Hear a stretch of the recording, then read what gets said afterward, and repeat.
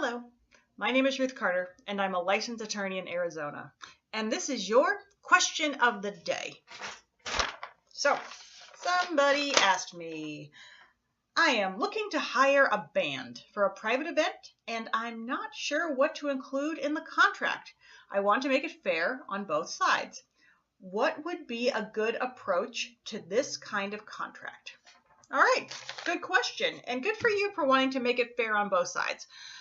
So if you are hiring a band who is hired by people as like the way they make their money, they may have their own contract for when people hire them.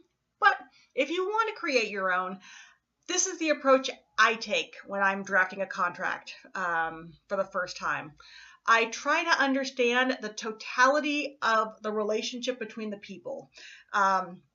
From start to finish, what's involved, what are the responsibilities, what are the risks, what are the potential problems you want to try to avoid, how does payment work, things like that, and just try to like walk through every step of the relationship from start to finish and determine what terms need to be in the contract, who's responsible for what, how are we going to resolve problems.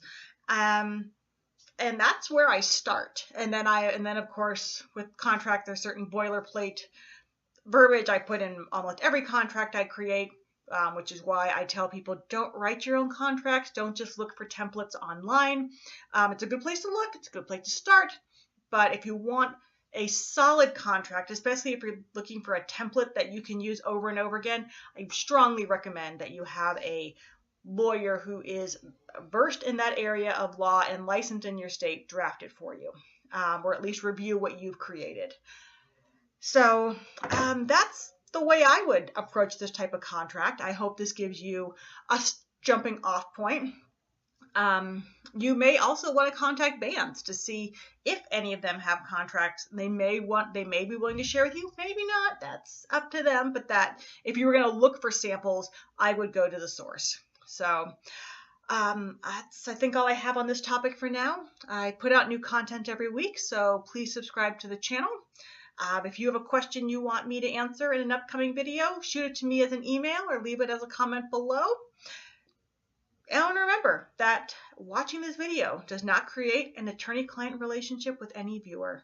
It's merely legal information, not legal advice. If you need legal advice, go hire somebody. But that's all I have for now. I hope this has been helpful. And until then, I will catch up with you later. Take care.